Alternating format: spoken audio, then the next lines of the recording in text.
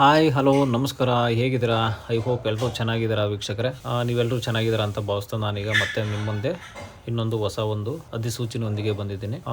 ಮಗದೊಮ್ಮೆ ನಮ್ಮ ಕನ್ನಡ ಯೂಟ್ಯೂಬ್ ಚಾನಲ್ಗೆ ಸ್ವಾಗತವನ್ನು ಮಾಡ್ತಾ, office of the PRL district and session judge Koppal, ಈ ಒಂದು ಕೊಪ್ಪಳದ ಜಿಲ್ಲಾ ಮತ್ತು ಸೆಷನ್ಸ್ ಜಡ್ಜ್ ಕೋರ್ಟ್ನಲ್ಲಿ ಒಂದು ಡಾಟಾ ಎಂಟ್ರಿ ಆಪರೇಟರ್ಗೆ ಅಧಿಸೂಚನೆಯನ್ನು ಹೊರಡಿಸಿದ್ದಾರೆ. ಅಂದ್ರೆ ಹೊಸ ನೇಮಕಾತಿಗಾಗಿ ಒಂದು ಅರ್ಜಿಯನ್ನು ಕರೆದಿದ್ದಾರೆ. ಇದೇ ಡಿಸೆಂಬರ್ 4, 2025 ಈ ಒಂದು ಅಧಿಸೂಚನೆಯನ್ನು ಹೊರಡಿಸಿರ್ತಕ್ಕಂಥ ಹೊರಡಿಸಿರ್ತಕ್ಕಂಥ ದಿನಾಂಕ ಆಗಿರುತ್ತೆ. ನೀವು ಇಲ್ಲಿ ನೋಡ್ತಾ ಇರಬಹುದು ನೋಟಿಫಿಕೇಶನ್ ನಂಬರ್ 7/2025. ಲಾಸ್ಟ್ ಟೈಮು ನಿಮಗೆ ವಿಡಿಯೋದಲ್ಲಿ ಕೂಡ ಹೇಳಿದ್ದೆ. ಲಾಸ್ಟ್ ವಿಡಿಯೋದಲ್ಲಿ SSLC ಕೋರ್ಟ್ ಅಲ್ಲಿ ತುಂಬಾ ಆಫರ್ಸ್ಗಳು ಬರುತ್ತೆ. SLC ಮಾಡಿರ್ತಕ್ಕಂಥವ್ರು ಕೂಡ ಸರ್ಕಾರಿ ಹುದ್ದೆಗಳಿಗೆ ಅಪ್ಲಿಕೇಶನ್ ಅನ್ನು ಹಾಕಬಹುದು. ಅವ್ರಿಗೂ ಆಪರ್ಚುನಿಟೀಸ್ ಬಹಳಷ್ಟು ಬರ್ತವೆ. ನಾವು ಸೂಕ್ಷ್ಮವಾಗಿ ಗಮನಿಸಿ ಒಂದೆಲ್ಲ ನೋಡಲ್ಲ ಅಷ್ಟೇ. ಇದ್ರೆ ತುಂಬಾ ಜನ ಅಪ್ಲಿಕೇಶನ್ ಅನ್ನ ಹಾಕಿ ಈ ಒಂದು ಸರ್ಕಾರಿ ಹುದ್ದೆಗಳನ್ನ ಪಡೆದುಕೊಳ್ಬಹುದು. ಸಖತ್ ಅವಕಾಶಗಳು ಕೂಡ ತುಂಬಾಗಳು ಬರ್ತವೆ ಅಂತಾನು ಕೂಡ ನಾನು ಲಾಸ್ಟ್ ಟೈಮ್ ವಿಡಿಯೋದಲ್ಲಿ ಹೇಳಿದ್ದೆ. ಅದೇ ರೀತಿಯಾಗಿ ಈಗ ಹೊಸ ನೋಟಿಫಿಕೇಶನ್ ಒಂದು ರಿಲೀಸ್ ಆಗಿದೆ.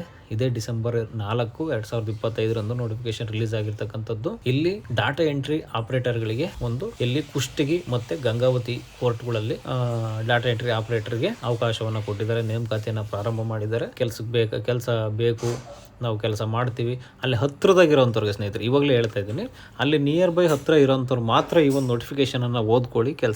ಆ ಕೆಲಸಕ್ಕೆ ಅಪ್ಲಿಕೇಶನ್ ಹಾಕಿ ದೂರದವರೆಲ್ಲ ಏನು ತಲೆ ಕೆಡಿಸ್ಕೊಳಕ್ ಹೋಗ್ಬೇಡ್ರಿ. ಯಾಕೆ ಏನು ನಮ್ಮ ಮುಂದೆ ನೋಡ್ತಾ ಹೋಗೋಣ. ನೀವಿನ್ನು ನಮ್ಮ ಚಾನಲ್ಗೆ ಸಬ್ಸ್ಕ್ರೈಬ್ ಆಗಿಲ್ಲ ಅಂದ್ರೆ ದಯವಿಟ್ಟು ಸಬ್ಸ್ಕ್ರೈಬ್ ಮಾಡ್ಕೊಳ್ಳಿ ಸ್ನೇಹಿತರೆ. ವಿಡಿಯೋವನ್ನ ಕೊನೆವರೆಗೂ ನೋಡಿ, ಹಂಗಾದ್ರೆ ಫುಲ್ ಮಾಹಿತಿ ಸಿಗುತ್ತೆ ನಿಮಗೆ. ಅರ್ಧ ವಿಡಿಯೋ ನೋಡಿದ್ರೆ ಯಾವುದೇ ರೀತಿಯಾದ ಮಾಹಿತಿ ಸಿಗೋದಿಲ್ಲ, ಕನ್ಫ್ಯೂಸ್ ಆಗ್ತೀರಿ. ಸೊ ತಲೆ ಕೆಡಿಸ್ಕೋಬೇಡಿ, ಫುಲ್ ವಿಡಿಯೋ ನೋಡಿ ಬನ್ನಿ. ನೆಕ್ಸ್ಟ್ ಇದು ಇಲ್ಲಿ ಪ್ಲೇಸಸ್ ನೋಡೋದಾದ್ರೆ ಕುಷ್ಟಗಿ ಮತ್ತೆ ಗಂಗಾವತಿನಲ್ಲಿ ಈ ಒಂದು ಡಾಟಾ ಎಂಟ್ರಿ ಆಪರೇಟರ್ ಪೋಸ್ಟ್ಗೆ ಅವಕಾಶವನ್ನು ಕೊಟ್ಟಿದ್ದಾರೆ. ಕ್ಯಾಂಡಿಡೇಟ್ಸ್ ಫ್ರಮ್ ಲೋಕಲ್ ಜುಡಿಷಿಯೇಷನ್ ಅಂದ್ರೆ ನೋಡಿ ಇಲ್ಲೇ ಕೊಟ್ಟಿದ್ದಾರೆ, ನೋಟಿಫಿಕೇಶನ್ ಅಧಿಕೃತವಾಗಿ ಕೊಟ್ಟಿದ್ದಾರೆ. ಅವರು ಆಸಕ್ತ ಅಭ್ಯರ್ಥಿಗಳು ಆದಷ್ಟು ಲೋಕಲ್ ಆಗಿದ್ರೆ ಅನುಕೂಲ ಆಗುತ್ತೆ. ಎಜುಕೇಶನ್ ನೋಡೋದಾದ್ರೆ ಸ್ನೇಹಿತರೆ ಇದಕ್ಕೆ ತೀರಾ ಅಂತ ಎಜುಕೇಶನ್ ಏನು ಕೇಳಿಲ್ಲ. ಕಾರಣ ಏನಪ್ಪಾ ಅಂತಂದ್ರೆ ಇದಕ್ಕೊಂದು SSLC ಅಥವಾ PUC ಅಥವಾ ಡಿಪ್ಲೊಮಾ ಓದಿರೋರು ಕೂಡ ಮುಖ್ಯವಾಗಿ ಕಂಪ್ಯೂಟರ್ ತರಬೇತಿಯನ್ನ ಪಡೆದಿರುವಂತಹ ಆಸಕ್ತ ಅರ್ಹ ಅಭ್ಯರ್ಥಿಗಳು ಈ ಒಂದು ಅಧಿಸೂಚನೆಯ ಪ್ರಕಾರ ಎಲಿಜಿಬಲ್ ಆಗಿರ್ತಕ್ಕಂಥ ಅರ್ಹ ಅಭ್ಯರ್ಥಿಗಳು ಈ ಒಂದು ಜಾಬ್ಗೆ ಅಪ್ಲಿಕೇಶನ್ ಅನ್ನ ಹಾಕಬಹುದು. ಕಂಪಲ್ಸರಿಯಾಗಿ ಕಂಪ್ಯೂಟರ್ ಟೈಪಿಂಗ್ ಬರಬೇಕು, ಜೊತೆಗೆ ಟೈಪಿಂಗ್ ಸರ್ಟಿಫಿಕೇಟ್ ಕೂಡ ಇರಬೇಕಾಗುತ್ತೆ.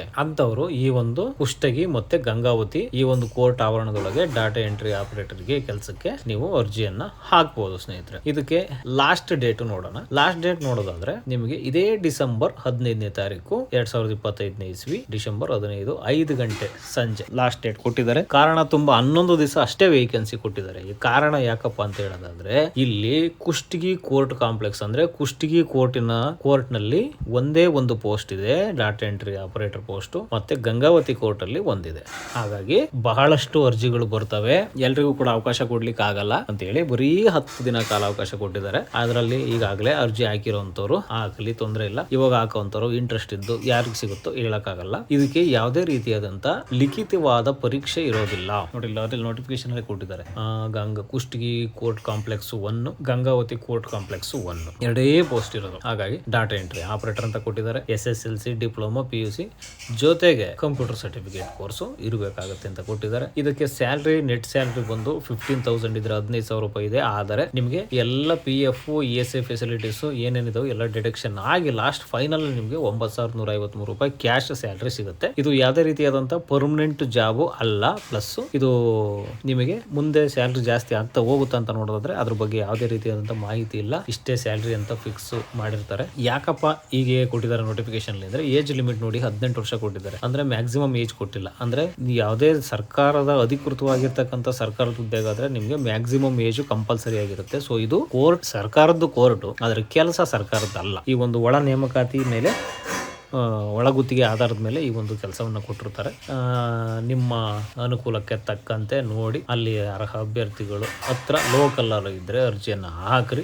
ದೂರದಾಗಿರ್ತಕ್ಕಂಥ ಊರ್ನರೇನು ತಲೆ ಕೆಡಿಸ್ಕೊಳಕ್ ಹೋಗೋ ಅವಶ್ಯಕತೆ ಇಲ್ಲ. ಕಾರಣ ಎರಡೇ ಪೋಸ್ಟ್ ಇರೋದ್ರಿಂದ ಓವರ್ ಆಗಿ ತಲೆ ಕೆಡಿಸ್ಕೊಂಡು ಒಬ್ರ ಮೇಲೆ ಒಬ್ರು ಬಿದ್ದು ಅರ್ಜಿ ಹಾಕಂತದ್ದು ಏನ್ ನೆಸೆಸಿಟಿ ಇರೋದಿಲ್ಲ. ತುಂಬಾ ಇನ್ನೂ ಕೋರ್ಟ್ಗಳು ನೆಕ್ಸ್ಟ್ ನಮಗೆ ಮಂಗಳೂರು ಮತ್ತೆ ದಕ್ಷಿಣ ಕನ್ನಡ ಹಾಗೆ ಗುಲ್ಬರ್ಗ ಮತ್ತೆ ಬೆಂಗಳೂರು, ಹೌದು ಬೆಂಗಳೂರು ಕೋರ್ಟ್ ಅಲ್ಲೂ ಕೂಡ ಕೆಲವೊಂದು ಪೋಸ್ಟ್ ಖಾಲಿ ಇದೆ ಅಂತ ಮಾಹಿತಿ ಬರ್ತಾ ಇದೆ. ಅದು ಕೂಡ ಅತಿ ಶೀಘ್ರದಲ್ಲೇ ಅದನ್ನು ಅಪ್ಲಿಕೇಶನ್ ಕರೀತಾರೆ. ಅವಾಗ ಖಂಡಿತವಾಗ್ಲೂ ನಾನು ನಿಮಗೆ ವಿಡಿಯೋ ಮಾಡಿ ಮೊದಲನೇ ವಿಡಿಯೋದಲ್ಲೇ ಕೂಡ ನಿಮಗೆ ಎಲ್ಲ ಪ್ರತಿಯೊಂದು ಡೀಟೇಲ್ಸ್ ತಿಳಿಸ್ತೀನಿ. ಅವಾಗ ನೀವು ಬೇಕಾದ್ರೆ ಅಪ್ಲಿಕೇಶನ್ ಅನ್ನು ಹಾಕ್ಬೋದು. ಯಾಕಂದ್ರೆ ಈಗ ಸದ್ಯದಲ್ಲಿ ಇರತಕ್ಕಂಥದ್ದು ಎರಡೇ ಪೋಸ್ಟ್. ಹಾಗಾಗಿ ಗಂಗಾವತಿನಲ್ಲಿ ಒಬ್ರು ಮತ್ತೆ ಕುಷ್ಟಗಿನಲ್ಲಿ ಇಬ್ಬರಿಗೆ ಅವಕಾಶ ಇರೋದ್ರಿಂದ ಅವ್ರು ಮಾತ್ರ ಈ ಒಂದು ವಿಡಿಯೋನ ನೋಡಿ ಹಾಕಿ ಅಂತ ಹೇಳಕ್ಕೆ ಇಷ್ಟಪಡ್ತೀನಿ. ಇದೇ ರೀತಿ ಮಾಹಿತಿಗಾಗಿ ನೀವು ನಮ್ಮ ಚಾನಲ್ನ ಸಬ್ಸ್ಕ್ರೈಬ್ ಮಾಡಿಕೊಂಡು ವಿಡಿಯೋಗಳನ್ನ ನೋಡ್ತಾ ಇರಿ. ನಿಮ್ಗೆ ಇದೇ ರೀತಿಯಾಗಿ ಇದು ಯಾವುದೇ ರೀತಿ ಆನ್ಲೈನ್ ಅಪ್ಲಿಕೇಶನ್ ಇರೋದಿಲ್ಲ, ಆಫ್ಲೈನ್ ಅಪ್ಲಿಕೇಶನ್ ಇರುತ್ತೆ. ನಿಮ್ಮ ರೆಸ್ಯೂಮು ಮತ್ತು ಎಜುಕೇಷನ್ ಡಾಕ್ಯುಮೆಂಟು ಮತ್ತು ಒಂದು passport size photo, ID document, computer certificate ಇಷ್ಟನ್ನು ತೊಗೊಂಡು ಹೋಗ್ಬಿಟ್ಟು ನೀವು ಕೋರ್ಟಲ್ಲಿ ಅಲ್ಲೇ ಸಬ್ಮಿಟ್ ಮಾಡಬೇಕಾಗುತ್ತೆ. ಅಲ್ಲೊಂದು ಅರ್ಜಿ ಫಾರ್ಮ್ ಕೊಡ್ತಾರೆ, ನಿಮಗೆ ಅವಶ್ಯಕತೆ ಇದ್ದರೆ ತೊಗೊಂಡು ಅದನ್ನು ಫಿಲ್ ಮಾಡಿ ಕೊಡಬೇಕು. ಇಲ್ಲಾಂದ್ರೆ ನಿಮ್ಮ ಡಾಕ್ಯುಮೆಂಟ್ನ ಅದ್ರ ಜೊತೆಗೆ ಒಂದು ಮೊಬೈಲ್ ನಂಬರ್, ಇಮೇಲ್ ID ಹಾಕಿ ಕೊಟ್ಟು ಬಂದರೆ ಇಂಟರ್ವ್ಯೂ ಕರೀತಾರೆ. 1:3 ರೇಷಿಯೋದಲ್ಲಿ ಕೊಟ್ಟಿದ್ದಾರೆ. ಇಲ್ಲಿ ನೋಡಿ, ಎಲ್ಲಿ ಕೊಟ್ಟಿದ್ದಾರೆ, ಇಲ್ಲಿ ಕೊಟ್ಟಿದ್ದಾರೆ ನೋಡಿ. Interested candidates in the ratio of 1:3 and send the same of the honourable high court by uploading the same the link provide in the shed letter ಅಂತ ಹೇಳಿ ಕೊಟ್ಟಿದ್ದಾರೆ. ಇಲ್ಲಿ ನೀವೇನು ಓವರ್ ಆಗಿ ತಲೆಗೆಡಿಸ್ಕೊಂಡು ಸೇವಾ ಕೇಂದ್ರಗಳಿಗೆಲ್ಲ ಹೋಗಿ ಅವಶ್ಯಕತೆ ಏನಿರೋದಿಲ್ಲ. ಇರೋ ಒಂದೊಂದು ಪೋಸ್ಟ್ ಅಲ್ವಾ, ಅಲ್ಲೇ ಹೋಗ್ಬಿಟ್ಟು ಡೈರೆಕ್ಟಾಗಿ ರೆಸ್ಯೂಮ್ ಕೊಡಿ, ಎಲಿಜಿಬಲ್ ಇದ್ರೆ ಕರೀತಾರೆ, ಇಂಟರ್ವ್ಯೂ ಅಟೆಂಡ್ ಮಾಡಿ ಡೈರೆಕ್ಟಾಗಿ ಪೋಸ್ಟಿಂಗ್ ಆಗುತ್ತೆ. ಇದೇನು ಪರ್ಮನೆಂಟ್ ಪೋಸ್ಟಿಂಗ್ ಅಲ್ಲ. ಹಾಗಾಗಿ ಇದ್ರ ಬಗ್ಗೆ ತೀರಾ ಜಾಸ್ತಿಯಾಗಿ ಚರ್ಚೆ ಮಾಡಿಕೊಂಡು ವಿಡಿಯೋನ ಲೆಂತ್ ಮಾಡೋ ಅವಶ್ಯಕತೆ ಇಲ್ಲ ಅನ್ಕೋತೀನಿ ಸ್ನೇಹಿತರೆ. ಇದ್ರ ಬಗ್ಗೆ ಏನಾದರೂ ನಿಮ್ಗೆ ಹೆಚ್ಚಿನ ಮಾಹಿತಿ ಬೇಕಂದ್ರೆ ಸ್ನೇಹಿತರೆ ಖಂಡಿತ ನನಗೆ ಮಾರಿದೆ ಕಮೆಂಟ್ ಬಾಕ್ಸಲ್ಲಿ ಕಮೆಂಟ್ ಮಾಡಿ, ನಾನು ನಿಮಗೆ ರಿಪ್ಲೈ ಮಾಡ್ತೀನಿ ಖಂಡಿತವಾಗ್ಲೂ. ಇಲ್ಲಿವರೆಗೂ ವಿಡಿಯೋ ನೋಡಿದ್ದಕ್ಕಾಗಿ ತುಂಬ ಧನ್ಯವಾದಗಳು ಸ್ನೇಹಿತರೆ. ನಮಸ್ಕಾರ.